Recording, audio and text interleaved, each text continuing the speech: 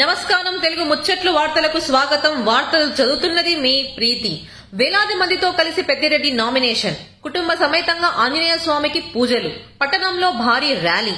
చిత్తూరు జిల్లా పుంగనూరు నియోజకవర్గం వైఎస్ఆర్సీపీ ఎమ్మెల్యే పదవికి డాక్టర్ పెద్దిరెడ్డి రామచంద్రారెడ్డి తన భార్య స్వర్ణమ్మ, కుమార్తె శ్రీశక్తితో కలిసి నామినేషన్ పత్రాలను ఆర్వో మధుసూదన్ రెడ్డికి అందజేశారు.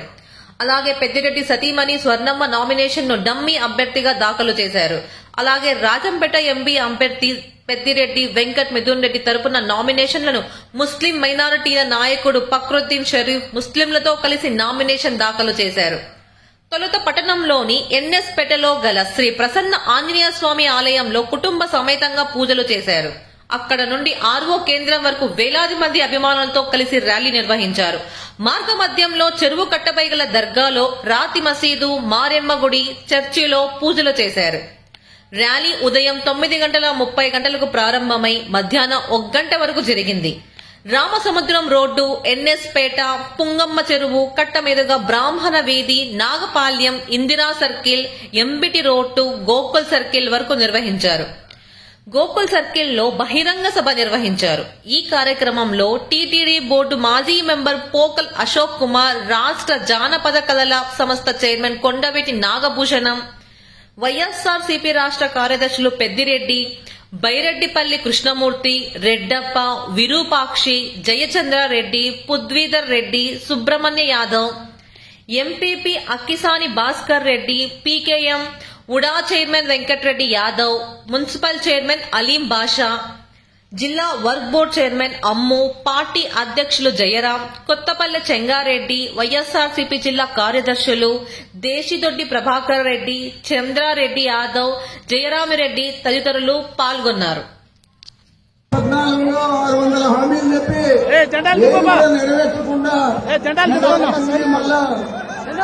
ఆరు గ్యారంటీలు ఇస్తామన్నాడు. మీ భవిష్యత్తుకు నా గ్యారంటీ అంటా ఉన్నాడు. ఇతర మాటలు గతంలో విని మోసపోయాం. ఇప్పుడు తిరిగి మళ్ళా మనం మోసపోయే పరిస్థితి ఉండకూడదు. చెప్తాడు అది చేశాడు మన నాయకుడు జగన్మోహన్ రెడ్డి గారు. చెప్పింది చేశాడు కాబట్టి ఆయనకు అండదండగా నిలుద్దాం. ఆయన మళ్ళా ముఖ్యమంత్రి అయ్యే విధంగా మన ప్రాంతంలో నన్నే కాదు మన జిల్లాలో అందరినీ కూడా మనం గెలిపించుకుందామని చెప్పి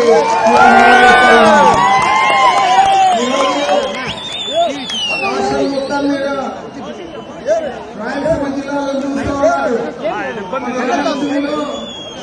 మొత్తం సీట్లు గెలిస్తే వారికి నల్లేరు మీద నడక మాదిరే ఉంటుంది మన ప్రభుత్వం ఏర్పాటు. ఇప్పటికే అన్ని సర్వేలు కూడా మనకు అనుకూలంగా ఉన్నాయి.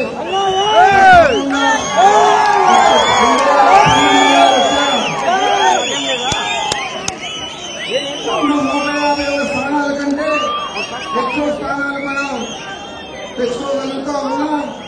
మనమందరూ కూడా సైనికులుగా పనిచేయాలా జగన్మోహన్ రెడ్డి గారు చెప్తా ఉన్నారు.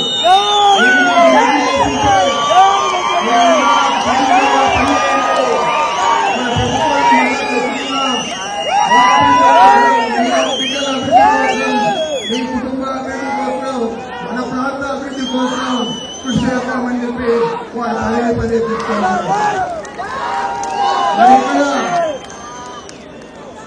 శాసనసభకు పోటీ చేస్తా ఉన్న అభ్యర్థి మీ అందరికీ కూడా తెలుసు.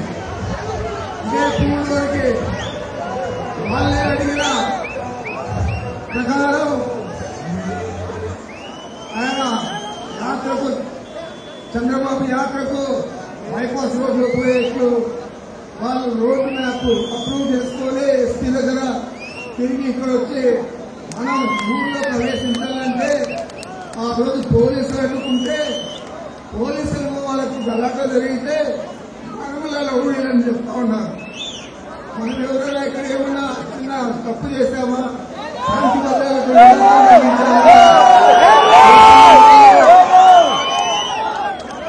పోలీసు వాహనాలన్నీ కాల్చారు. ఒక పోలీస్ కానిస్టేబుల్ కు కన్ను కూడా పోయింది. ఈ విధంగా పోలీసుల మీద దౌర్జన్యం చేసి మన మీద చిత్రీకరించే ప్రయత్నం చంద్రబాబు నాయుడు ఇప్పుడు ఇక్కడ పోటీ చేస్తా ఉన్నా. రామచంద్రారెడ్డి ఇద్దరు కూడా మన మీద ప్రచారం చేశారు. పోలీసులు కొట్టే కేసులు పెట్టరా? కేసులు పెడితే జైలు పోరా? మరి వారు కూడా దిగుతూ ఉన్నారు మన గురించి. మీరు రౌడీలుగా పోలీసుల మీద దాడి చేసి ఆ దాడి ప్రతిఫలంగా మీరు జైలుకు పోతే మమ్మల రౌడీలని మాట్లాడితే బుద్ధుండాలని మీకు అన్ని చెప్తూ ఉన్నారు. అదేవిధంగా పార్లమెంట్ కూడా ఆయన పోటీ చేస్తా ఉన్నాడు. అసెంబ్లీలోనే చెప్పుకున్నాడు, నేను తెలంగాణలో పుట్టి తిరిగాను, తెలంగాణ వాసిని. మళ్ళీ ఏ మోహం పెట్టుకొని ఇక్కడికి పోటీ చేస్తా ఉన్నాడు, పార్లమెంట్ కూడా అడుగుతా ఉన్నాను. ఇతర ముఖ్యమంత్రి అయ్యేదానికి అక్కడ చిదంబరం గారిని కాళ్ళు పట్టుకొని లేనిపోని కుట్రలన్నీ చేసి జగన్మోహన్ రెడ్డి గారి మీద నాకు ముఖ్యమంత్రి భావిస్తే జగన్మోహన్ రెడ్డి గారిని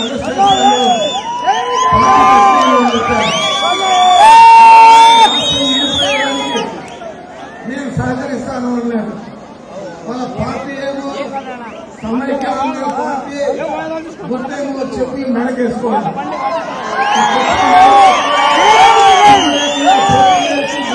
ఓడిపోయి ఈరోజు మళ్ళా 10 సంవత్సరాల తర్వాత వచ్చి నేనున్నాను, నేను పోటీ చేస్తానని వచ్చాడు. నీకు ఇల్లు లేదు, మీ తమ్ముడు ఎప్పుడో అప్లై చేసుకొని తరిమేశాడు. మరి నీవు కాంగ్రెస్ పార్టీ 4 రూపాయలు లేకుండా చేశావు. జగన్మోహన్ రెడ్డి గారిని 16 పెట్టావు. చెప్తా ఉన్నాడు ఆయన పక్కకు వస్తామని. నీ మొగానికి నేను రావాలా?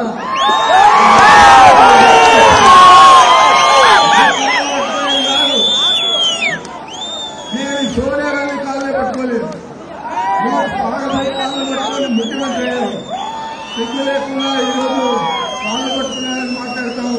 నీకు నాకు మా తమ్ముడు భాస్కర్ రెడ్డి గారు ఉన్నప్పటి నుంచి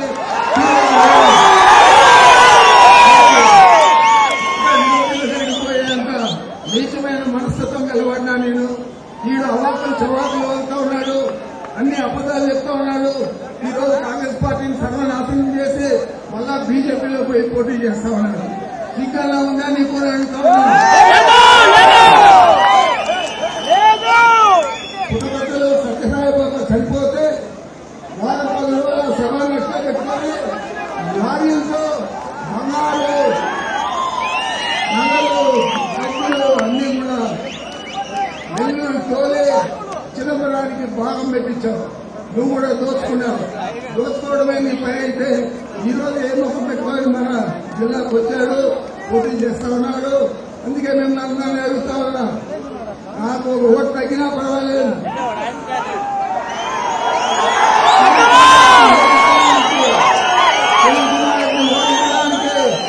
అందరూ నడవడించే అతనికి డిపాజిట్ లేకుండా చేయాలని చెప్పి